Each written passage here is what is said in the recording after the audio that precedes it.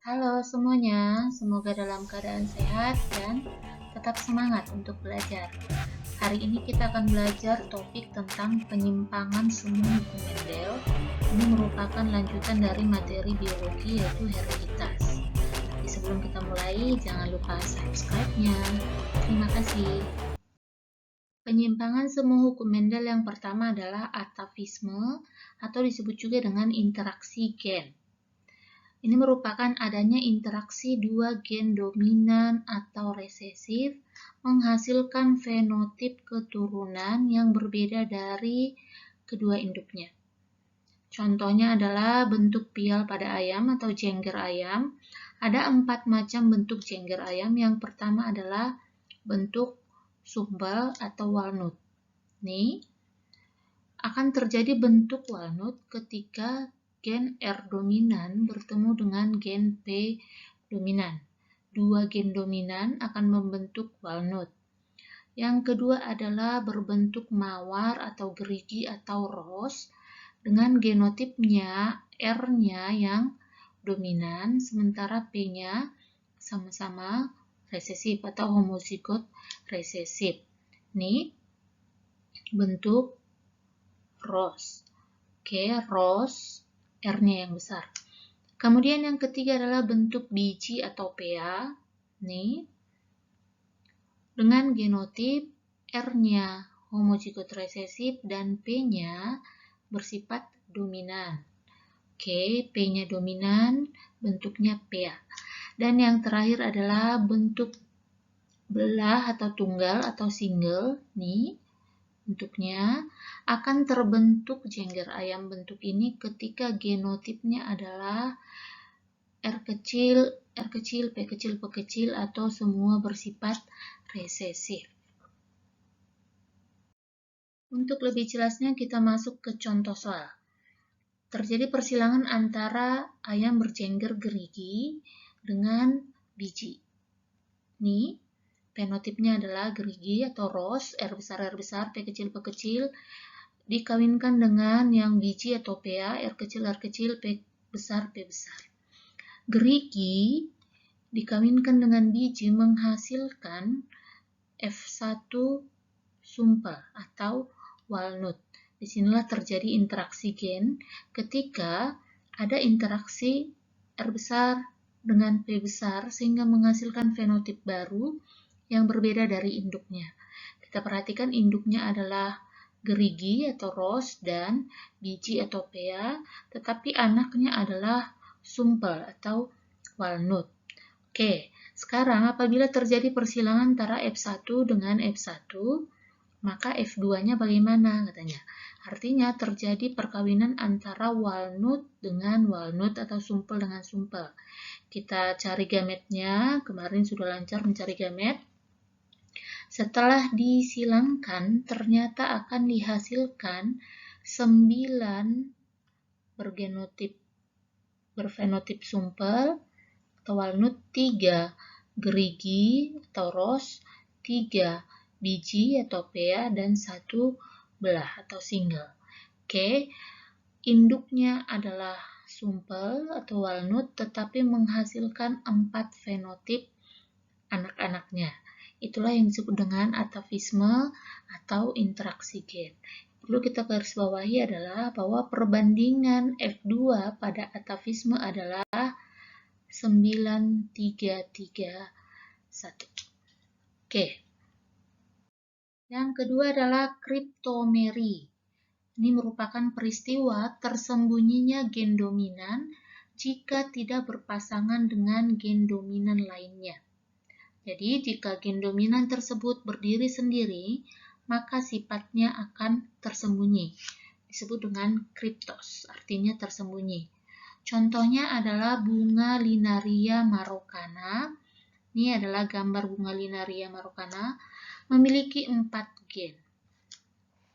Gen yang pertama adalah A besar, artinya bersifat dominan, memiliki pigmen antosianin, pembawa warna. Kemudian resesifnya artinya tidak membawa pigmen antosianin.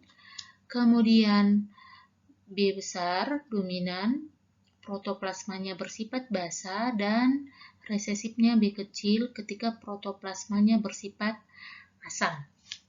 Jadi pada bunga linaria, misalnya ketika gen A pada kondisi basa, ini adalah 2 gen dominan, maka warna bunga yang muncul adalah ungu.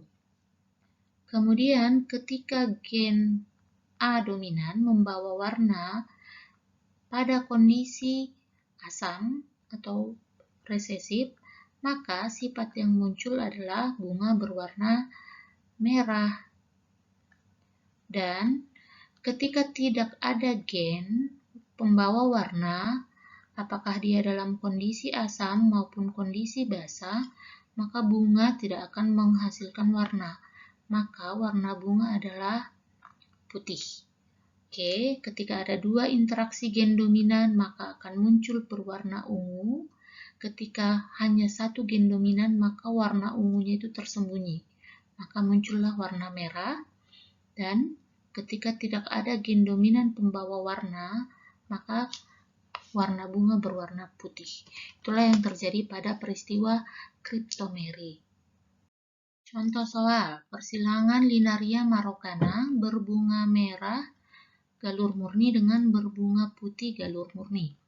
Ini sama-sama galur murni bersifat homozigot akan menghasilkan bunga berwarna ungu. Kenapa? Karena ada interaksi 2 gen dominan.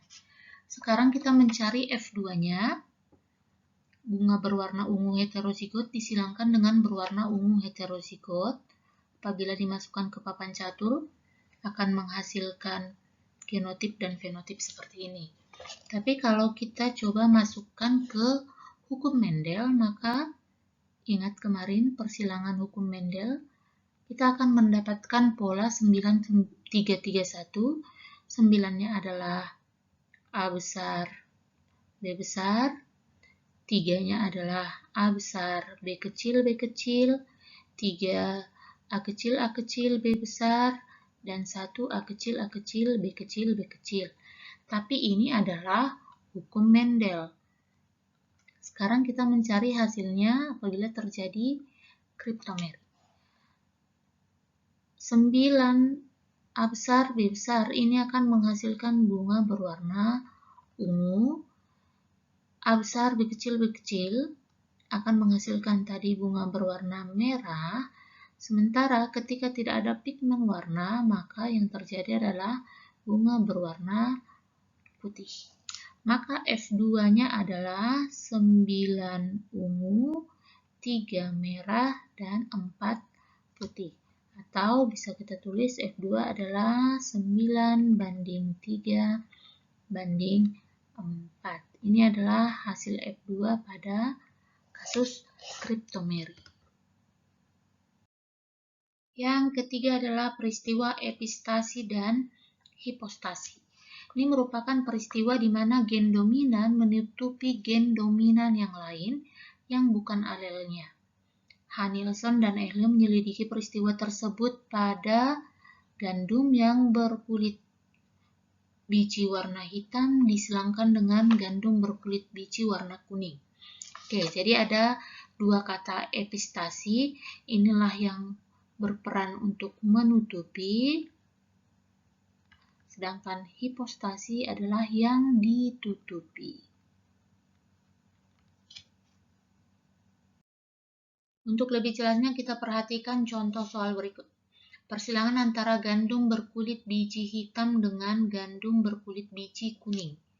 Ini genotipnya hitam dan kuning akan menghasilkan F1 yang berwarna hitam. Kenapa hitam? Karena H epistasi terhadap K. Walaupun K dominan ini juga membawa warna kuning, tetapi ketika bertemu dengan H dominan, maka warna kuning itu akan ditutupi oleh warna hitam. Oke. Kemudian kita mencari F2. Hitam disilangkan dengan hitam. Apabila kita masukkan ke papan catur akan ketemu seperti ini. Kemudian apabila kita masukkan ke pola hukum Mendel akan kita dapatkan seperti ini. 9331, 9 berkulit biji hitam karena ada H dominan, kemudian 3 berkulit biji hitam. Di sini juga kita jumpai H dominan. Kemudian 3 berkulit biji kuning. Kenapa dia bisa berwarna kuning? Karena H dominannya tidak ada. Maka sifat dominan kuninglah yang muncul. Oke. Kemudian 1 berkulit biji putih. Kenapa berwarna putih? Karena sama-sama resesif, tidak membawa warna.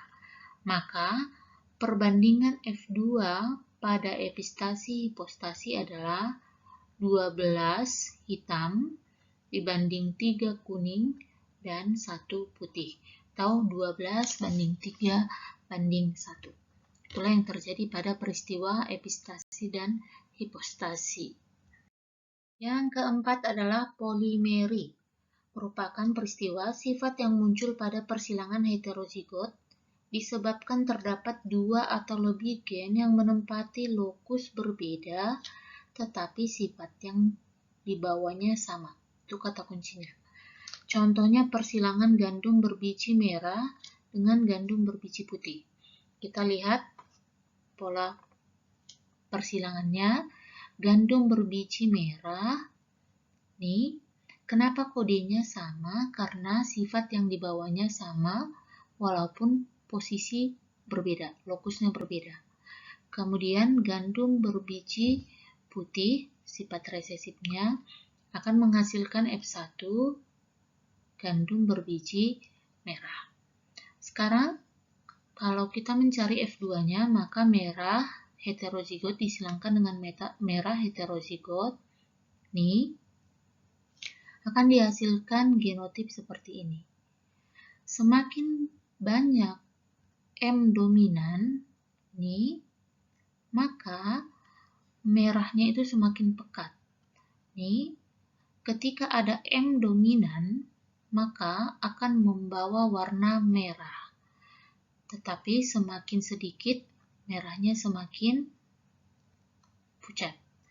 Jadi, F2-nya adalah 15 merah, nih, dan 1 putih. Jadi, perbandingan F2 pada peristiwa polimeri adalah 15 banding 1. Yang kelima adalah gen komplementer. Ini merupakan gen-gen yang berinteraksi dan saling melengkapi, komplement.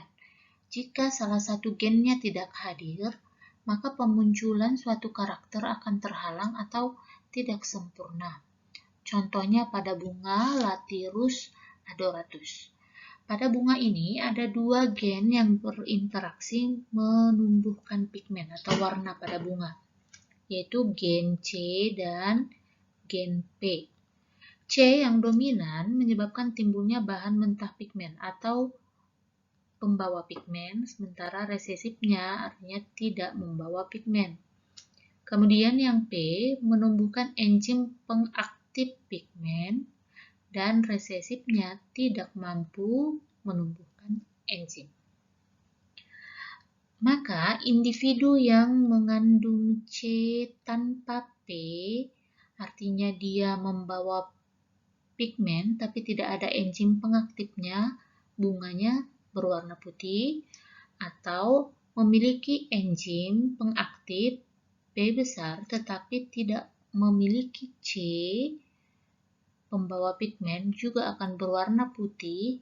Dan apabila C dominan pembawa pigmen bertemu dengan P dominan pengaktif pigmen, maka bunga akan berwarna ungu. Oke, sampai di sini paham ya? Kita masuk ke contoh.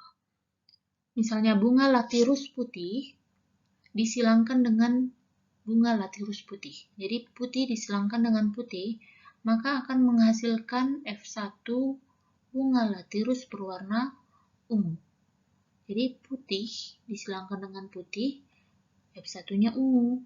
Kenapa bisa ungu? Karena di sini ada dua gen yang saling melengkapi, dua gen dominan yang saling melengkapi. Oke, apabila kita mencari F2-nya, kita masukkan ke papan catur. Atau kalau kita masukkan ke pola Mendel, maka ini adalah C besar, P besar, C besar, P kecil, P kecil, C kecil, P besar, dan C kecil, C kecil, P kecil, P kecil.